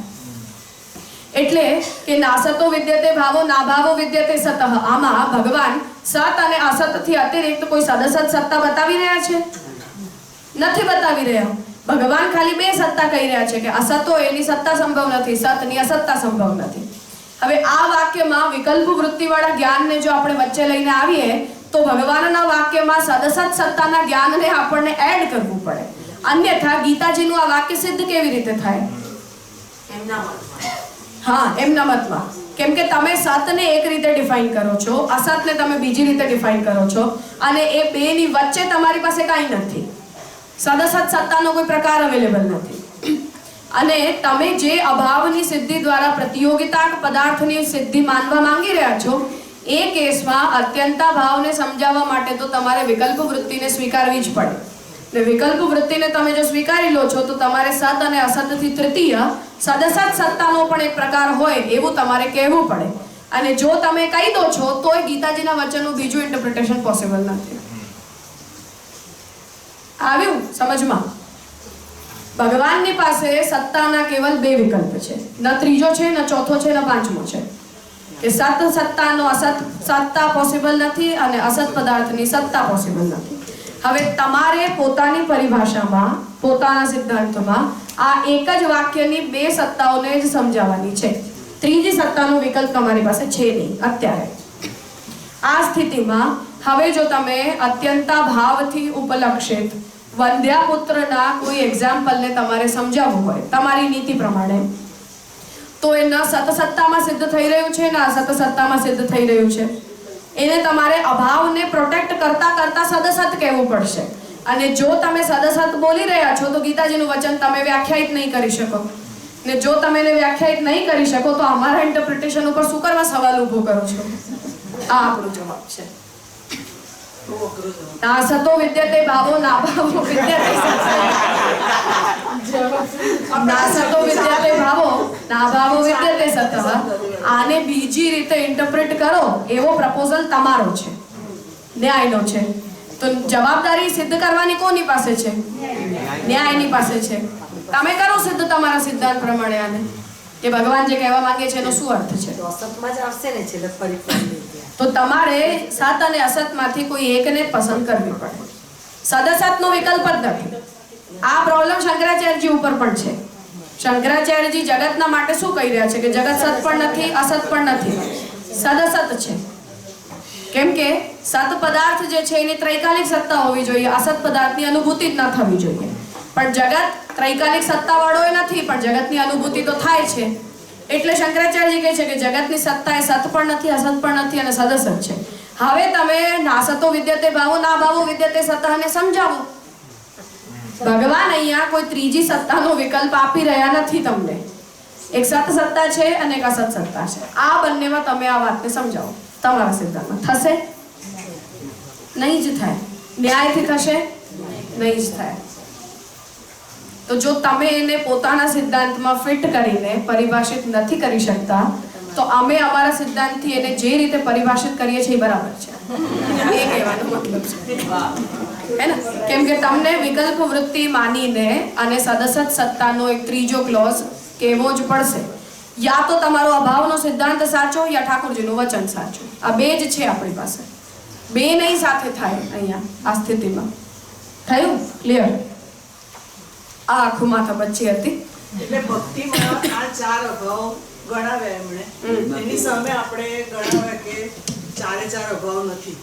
તો પહેલા ત્રણ અભાવ તો સમજાવવા ઈઝી પડે, પણ અત્યંત અભાવને સમજાવવા માટે આટલી બધી માથા બચ્ચી એ લોકોની પ્રોબ્લેમ છે, આપણને એ પ્રોબ્લેમ જ નથી. હા, એ તો બરાબર છે, પણ એમણે ક્વેશ્ચન એરાઇઝ એટલે આપણે એ લોકો જ આપણને કહી રહ્યા છે ને કે તમે આને બીજી રીતે પરિભાષિત કરવાની કોશિશ કરો. કરો પરિભાષિત એને બીજી રીતે. તો એને જો બીજી રીતે આપણે પરિભાષિત કરવા જઈએ છીએ તો અભિધા વૃત્તિથી તો નહીં જ થાય પરિભાષિત. હવે પછી એની અંદર અસતનો મતલબ ગૌણાર્થ કરીને તમે કંઈક બીજો લાવો કે સત શબ્દનો મતલબ ગૌણાર્થ કરીને કે લક્ષણા કરીને તમે કંઈક બીજો લાવો તો થશે. એને જે 4 અર્થ કર્યા એ પાછા ચેન્જ એમણે જ કરવા પડે. એમને જ કરવા પડે અથવા ભગવાનના વચનોમાં ગૌણી વૃત્તિ કે લક્ષણા વૃત્તિનો ઉપયોગ કરવો પડે. અભિધા વૃત્તિથી તો નહીં જ થાય. સેમ શંકરાચાર્યજીને પણ કરવું પડે કેમ કે ત્રીજી સત્તાની વેરાયટી ભગવાન કન્સિડર જ નથી કરતા અહીંયા. તો એમણે આ જે ગીતાજીનું વચન છે એમણે ઇન્ટરપ્રિટ કેવી રીતે કર્યું? લક્ષણા. લક્ષણાથી કર્યું. 100% લક્ષણ. અને ન્યાય તો બહુ ચોખ્ખું કહી દેશે ને કે અમારા પ્રત્યક્ષ અને અનુમાનની સિદ્ધિ નથી તો તમારો શબ્દ ખોટો છે. ન્યાયને તો બોલવામાં જરાય પ્રોબ્લેમ જ નથી. હવે સમસ્યા ખાલી શંકરાચાર્યજીની સામે છે. લક્ષણમાં શું સદસત કર્યું કે અસત શબ્દને આવું સમજી લો, સતના વિષયમાં ગૌણી કલ્પના કરી લો તો થઈ જાય ને. શંકરાચાર્યથી થઈ જાય. ગૌણીને લક્ષણા કરે તો બધું થઈ જાય. પણ તાત્પર્ય એ કે અભિધાર્થમાં નહીં થાય સિદ્ધ.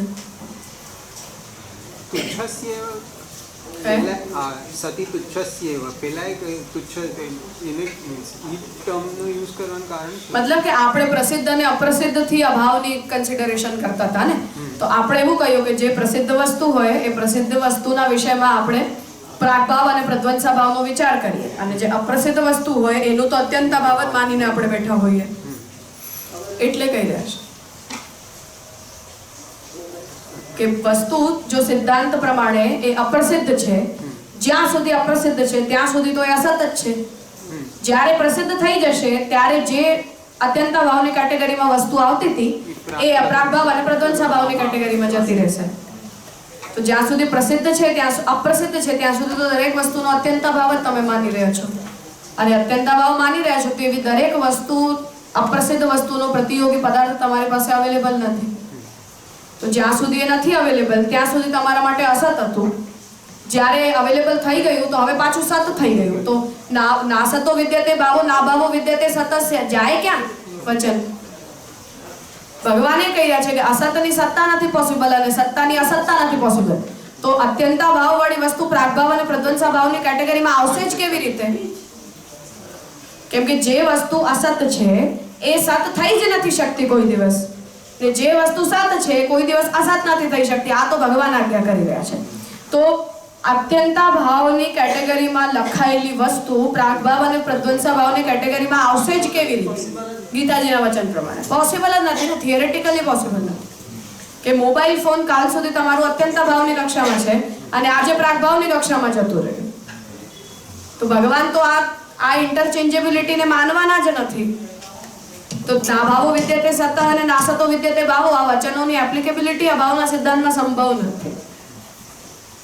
તો આને પરિભાષિત તમે આવિર્ભાવ તિરોભાવ માનો તો જ કરી શકો કે મોબાઈલ ફોનનું તિરોધાન હતું, અત્યંતા ભાવ નહીં હતું. આવું તમે બોલો તો ઇઝીલી પ્રાગભાવ અન્ડરસ્ટેન્ડેબલ છે ને. વધારેમાં વધારે તમે 3 અભાવ માનવા છે તો માની લો અત્યંતા ભાવ તો પ્રોબ્લેમેટિક જ રહેવાનું છે ઓલવેઝ. પાછા તમારા એ સિદ્ધાંત પ્રમાણે કે દરેકનો પ્રતિયોગિતાનો પદાર્થ તમારી પાસે હોવો જ જોઈએ. તો એ સ્થિતિમાં અત્યંતા ભાવ તો હંમેશા સમસ્યા કરશે ને. કેમ કે રોબોટ બની જવાના હતા નૈયાયિકોને ખબર હતી. તો અત્યાર સુધી એ વસ્તુ અત્યંતા ભાવમાં હતી, હવે પ્રાગભાવમાં આવી ગઈ છે. તો આવિર્ભાવ તેરો ભાવ માનો, ચલો પ્રાગભાવ પ્રધ્વંસા ભાવ અને અન્યોન્ય ભાવ માની લો, સ્ટીલ સમજી શકાય. અત્યંતા ભાવ માનશો તો સમસ્યા જ થશે ને, બધી વસ્તુમાં પ્રોબ્લેમ થશે. કેમ કે તમારી કેટેગરી દર વર્ષે બદલાઈ જશે, કે દર સેન્ચુરીમાં બદલાઈ જશે, દર દશકમાં બદલાઈ જશે. તો નાસતો વિદ્યતે ભાવો ના ભાવો વિદ્યતે સતઃ આ વચનને છે પછી તમારે હર વર્ષે બદલવાનું, દર વર્ષે નવી ગૌણી કરવાની, દર વર્ષે નવી લક્ષણા કરવાની. એવું થોડી થાય. એ પ્રોબ્લેમ છે. આ બે પોઈન્ટ કીધા ને, અવચ્છિન્નતયા અને અનવચ્છિન્નતયા. આ પહેલો પોઈન્ટ આટલો બંને થઈ ગયા. તો બીજામાં અહીંયા પછી અર્થથી ચાલુ થયું, એમાં 2 ક અને 2 ખ આવ્યું છે. નહીં, હવે આ જે 1 અને 2 આ બેની જે આર્ગ્યુમેન્ટ હતી એ આપણે આ પેરેગ્રાફમાં પૂરી કરી દીધી. હવે જે યથાર્થ અને અયથાર્થની આવી હતી એને જ આપણે અહીંયા ડેવલપ કર્યું છે. આ તત્રયમ વિચિકિત્સામાં છે ને અભાવીય પ્રતિયોગિતા એની નીચે આદ્યતુ લખ્યું ત્યાં 1 નંબર આપ્યો છે. હા, અને પછી દ્વિતીય તુમાં 2 નંબર આપ્યો ને. હા બરાબર છે. ઓકે હા બરાબર. એ બધું અનવચ્છિન્ન ત્યાં છે. હા, અને હવે આ 2 ક ખ છે તે શું કહેશે હવે? અયથાર્થની અંદર જ થયા હવે 2 માં ક અને ખ આવી રહ્યા છે. મતલબ તદ અનવચ્છિન્નતયા એની અંદર ક અને ખ 2 સંભાવના ઓર આગળ. અવચ્છેદક ને અવચ્છિન્ન શું ભેદ છે? અવચ્છેદક મતલબ ઓબ્જેક્ટ અને અવચ્છિન્ન મતલબ કરસ્પોન્ડિંગ ઓબ્જેક્ટ. જે અવચ્છેદન કરનાર હોય તે જે અવચ્છિન્ન થઈ રહ્યું હોય એ. એટલે અવચ્છિન્નત્વનો ધર્મ અને અવચ્છિન્નત્વને ધારણ કરનારો ઓબ્જેક્ટ. ધર્મી ધર્મ છે. મતલબ કે દ્રવ્ય અને ગુણમાં અવચ્છેદક અવચ્છિન્નત્વનો સંબંધ હોય. આ સિદ્ધાંત છે. દ્રવ્ય અને દ્રવ્યમાં ના હોય, દ્રવ્ય અને દ્રવ્યમાં સંયોગ સંબંધ હોય. એટલે જળ ને શીતલતા. હા, શીતલત્વ જે છે આ ધર્મ અવચ્છિન્ન કરે છે. કોને? જલ. અવચ્છિન્ન થઈ કોણ રહ્યું છે? જલ. અવચ્છેદક ધર્મ શું છે? શીતલત્વ. તો દ્રવ્ય અને ગુણની વચ્ચે અવચ્છિન્નત્વ અને અવચ્છેદકત્વ હોય. 2 દ્રવ્ય હોય તો સંયોગ હોય, દ્રવ્ય અને ગુણ હોય તો અવચ્છિન્નત્વ અને અવચ્છેદકત્વ. અને આ તુચ્છથી શું શબ્દાર્થથી શું હલ means? હા, મતલબ અહીંયા એ તો શ્યામગકાજી શબ્દ પ્રયોગમાં હા લાવે એમ જ છે. અલંકાર. હા, મતલબ કે એ આ જે સિદ્ધાંત છે આની અંદર તમે જે રીતે સત અને અસત પદાર્થને ડિફાઇન કરો છો કે સત અને અસત પદાર્થની તમે જે રીતે કલ્પના કરી રહ્યા છો એની અંદર આ બધું પ્રોબ્લેમ રેઝ થઈ રહ્યો છે. અને એ તમારો કન્સેપ્ટ જે છે એમાં નેગ્લિજિબલ સિદ્ધ થઈ રહ્યો છે. કેમ કે અભાવના સિદ્ધાંતની સાથે તમે નાસતો વિદ્યતે ભાવો નાભાવો વિદ્યતે સત્તાની વ્યાખ્યા કરી જ નહીં શકો કોઈ દિવસ. હલકું પડી રહ્યું. કેમ કે ભગવાનની પાસે ત્રીજી સત્તાની કોઈ વેરાયટી અવેલેબલ નથી. એ શંકરાચાર્યજી પાસે માટે પણ નથી અને ન્યાય માટે પણ નથી. 2 માટે પ્રોબ્લેમ જ છે. તો પ્રતિયોગિતા કે જો હોય તો પછી ફોર ઓલ ધ ટાઈમ અસત જ હોવું જોઈએ. આજે અસત છે અને કાલે એનો પ્રાગભાવ થઈ જશે એવું નહીં કરી શકાય તમે. તો ત્રૈકાલિક સત્તાને તમે સત્તા કહો તો અત્રૈકાલિક સત્તાને તમને અસત્તા કહેવી પડે અને પછી એ બેની વચ્ચે કાંઈ નથી આપણી પાસે. બ્લેક એન્ડ વ્હાઇટની જેમ ભગવાનના વચનમાં ત્રીજું કાંઈ નથી અવેલેબલ. અને પ્રતિયોગિતા પણ ત્રિકાળમાં હોવી જ જોઈએ. હા, હોવી જ જોઈએ. તે દરેક પ્રતિયોગિતાનો સિદ્ધાંત બરાબર છે કે દરેક અભાવના પ્રતિયોગી પદાર્થનો સત પદાર્થ આપણે અવેલેબલ હોવો જ જોઈએ. પણ થતો તો છે નહીં. તો જો નથી થઈ રહ્યો એનો મતલબ કે યા તો અસત્તાની ડેફિનેશનમાં પ્રોબ્લેમ છે યા સત્તાની ડેફિનેશનમાં પ્રોબ્લેમ છે. કન્સેપ્ચ્યુઅલ પ્રોબ્લેમ ક્યાંક ને ક્યાંક તો છે જ. આ જે વચન છે અસતની સત્તા નથી અને સતનો અભાવ નથી.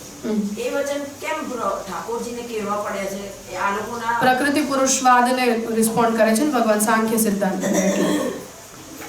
તો એની સામે કોઈ કશું કરી દે તો એટલા માટે એટલે આપણે હું ભક્તિને જ્યારે નિત્ય કહું ને ભક્તિને હું સત કહું તો પછી ભક્તિની અસત્તા ક્યારે છે જ નહીં આવું જ હું કહેવા માંગુ છું ને. એવું હું કહેવા માંગુ છું તો અભાવનો સિદ્ધાંત તો મારી સામે આવે જ ને નિત્યતાને સિદ્ધ કરવા માટે.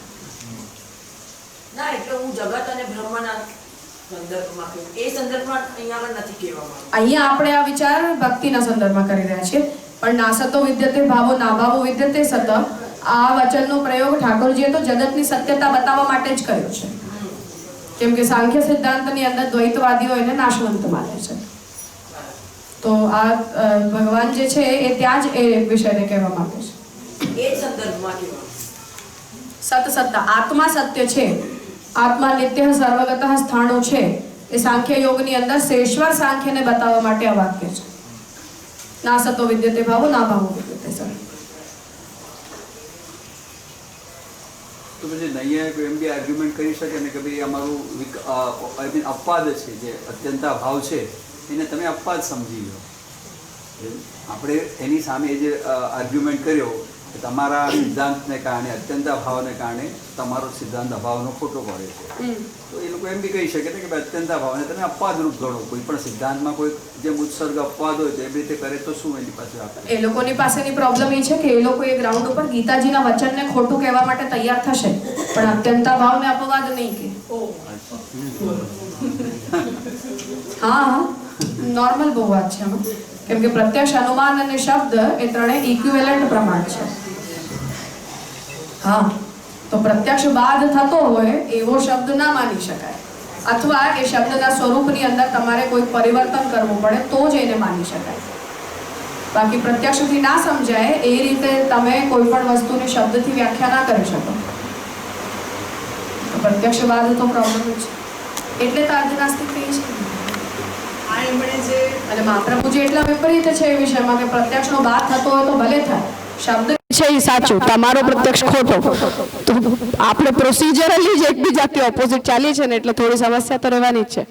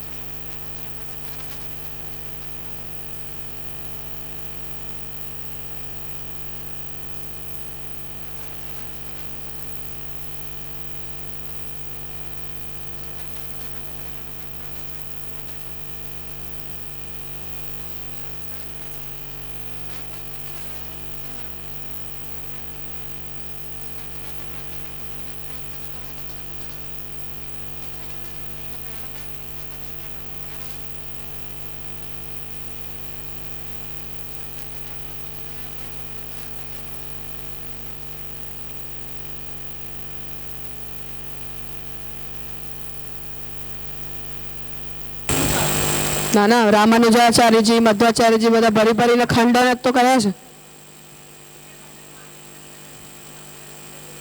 નહીં, અલગ રીતે માને છે. હા, અલગ રીતે માને છે.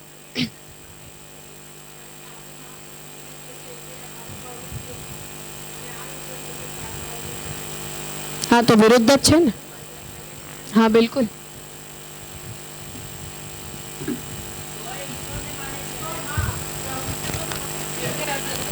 અર્ધ નાસ્તિક છે. હા, આટલા માને છે, આટલા નથી માનતા.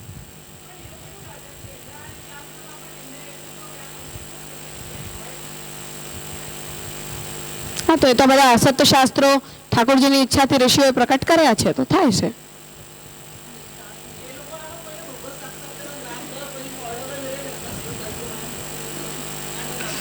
ઠાકોરજી દંડો ચલાવો જોઈએ, બરાબર ચલાવો કે ચલાવો તો થાય.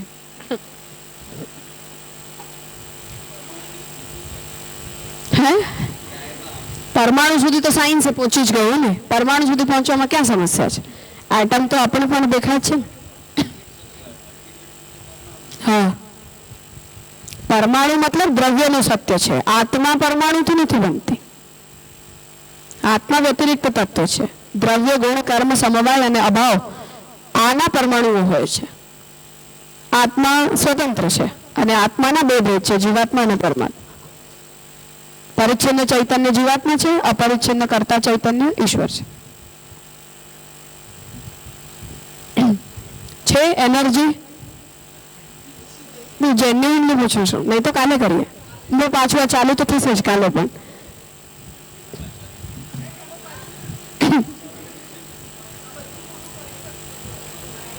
એટલે 2 પેરેગ્રાફ કરી શકીએ આપણે, પછી તો મૂળ મુદ્દા ઉપર આવે છે ને, છે હજી આવે. એટલે પૂછું છું કે એનર્જી હોય તો એટલું કરીએ, નહીં તો પાછું આ હેડેક કાલે સવારે કન્ટિન્યુ થશે.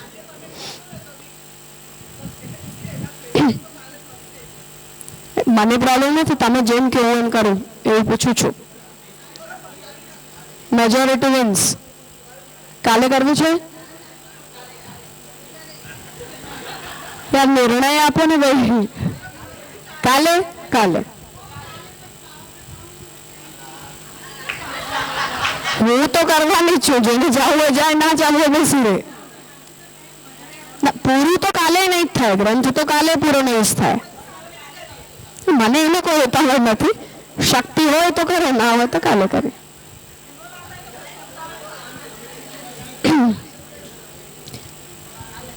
થોડુંક સમજી લો ભલે, કાલે કર્યું.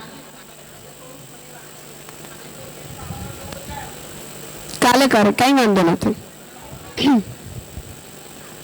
કાલે પોસિબલ હોય ને તો અહીંયા એક બોર્ડ રાખી દો, હું થોડીક કસરત કરી દઉં. હા હા, એટલે જ કહું છું, એક બોર્ડ લાવી દેજો કાલે સવારે, થોડુંક માથા પચ્ચે કરી લેશું. ચાર્ટ બાર્ટ તો ના બને, પણ મતલબ પ્રતિયોગિતાના સિદ્ધાંતને આપણે થોડી સમજવાની કોશિશ જરૂર કરી શકીએ. બોર્ડ લાવી દેજો, કાલે કરીએ થોડુંક. હા હા, એટલે કહું છું કે કાલે, હા ના ભલે કાલે થોડી કસરત કરી લઈશું, મને કઈ વાંધો નહીં. બધાને ઇન્ટરેસ્ટ આવતું હોય તો કરીએ, કઈ મને પ્રોબ્લેમ નથી. મારો તો પસંદનો સબ્જેક્ટ છે, મને તો ન્યાય બહુ ગમે છે. હા, મને ન્યાય મને પર્સનલી બહુ ગમે છે, એટલે મને તો કોઈ તકલીફ નથી થતી. જરાક અલગ રીતે વિચારવાની કોશિશ તો આપણે કરવી જોઈએ ને. હંમેશા ગાડરિયા પ્રવાહી જેમ આપણી બુદ્ધિ એક દિશામાં થોડી ચાલે.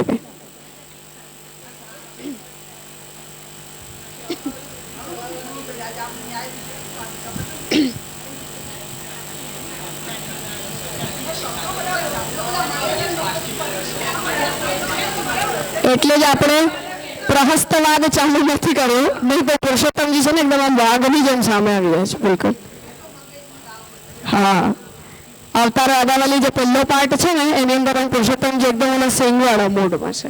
એ આવું કેમ બોલ્યા, આવું કેમ બોલ્યા, એ મૂડ છે એકદમ. હજી તો આમાં જ પુરુષોત્તમજીનો આવિર્ભાવ તિરોભાવ વાદ છે આખો. આના જ માટે જન્મનાશના સિદ્ધાંતને રિસ્પોન્ડ કરવા માટે બહુ વિસ્તારથી પુરુષોત્તમજી એમાં એ લોકોના મતની પ્રોબ્લેમ્સ કાઢી છે કે તમે બોલો છો પણ તમારા મતની અંદર આ સમસ્યા તો છે જ. એવી રીતે જે અહીંયા કેમ અત્યંતાભાવમાં પ્રોબ્લેમ નીકળી કે ભાઈ વંદ્યાપુત્રનો તમારી પાસે કોઈ પ્રતિયોગી છે નહીં, તો પણ તમે એની વ્યાપ્તિ તો માનીને ચાલી રહ્યા છો. તો તમે જ્યારે એવું કહો કે બીજા લોકો હંમેશા અન્વય અને વ્યતિરેકને સિદ્ધ કરે જ, તો તમારી પોતાની વ્યાપ્તિમાં અન્વય વ્યતિરેક છે નહીં,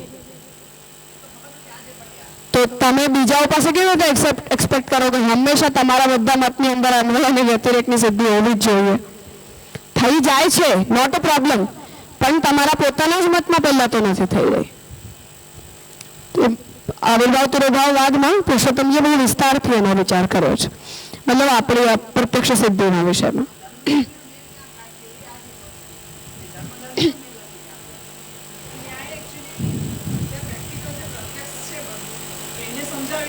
હા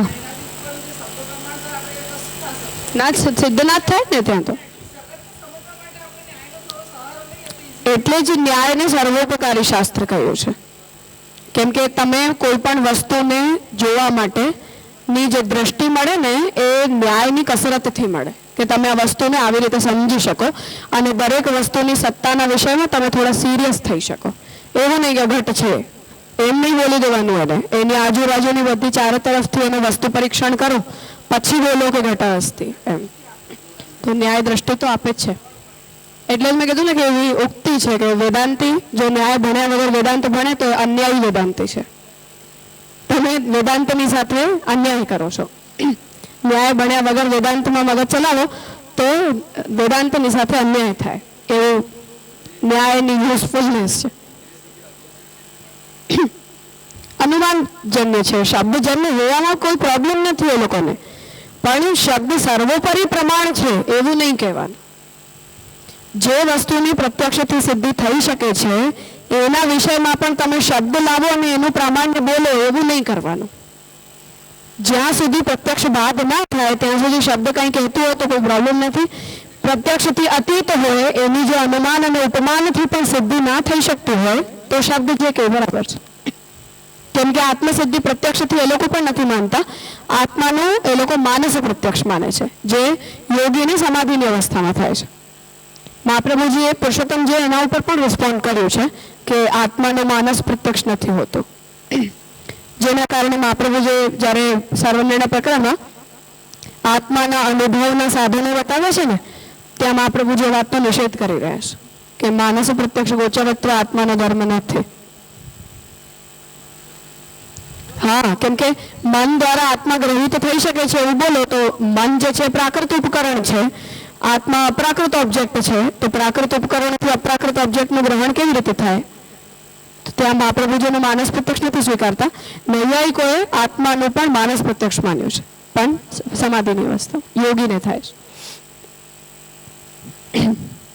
ઠીક છે, તો આજે અહીંયા રાખીએ. થોડુંક સમજવાની કોશિશ કરજો. જેટલા મોટા પદો છે ને એનો સમાસ છોડી દેશો ને તો થઈ જશે. સમાસને વિચ્છેદ કરીને એક એક શબ્દથી એને આપણે સમજીએ, મતલબ નોટબુક ઉપર લખીને કે ઘટ ઘટાભાવ, ઘટાભાવનો પ્રતિયોગી શું? ઘટ. એવી રીતે એમ લખીને થોડી કસરત કરશો ને તો સમાસ વિચ્છેદથી સમજાઈ જશે કે બહુ મોટો પ્રોબ્લેમ નથી. વાંચવામાં મોટા દેખાય છે ખાલી, બાકી તત્વ નીકળે ખાલી આટલું જ.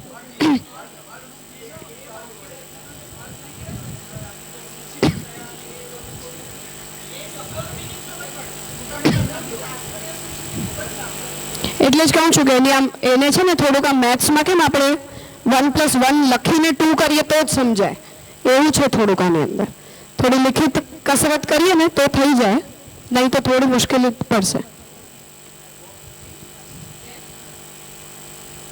થોડું કરજો મહેનત, બાકી કાલે કરશે. પૂછવું તું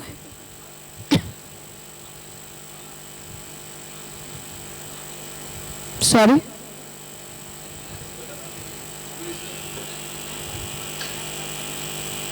કુન્નિયોર મઠના છે, હમણાં નેક્સ્ટ સેવા એ પર્યાય લેવાના છે. હવે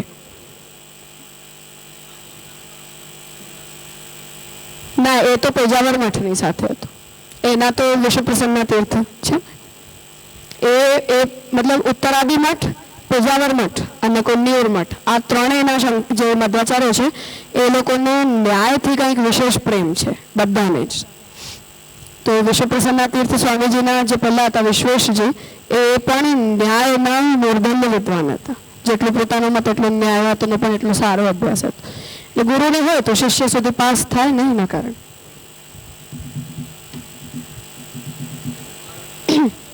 હા, તો દ્વૈતવાદીઓને તો ગમે ને, દ્વૈતવાદીઓને તો ન્યાય ગમે ને. દ્વૈતવાદી છે તો એકબીજાને અલાઈન કરે ને એ લોકો.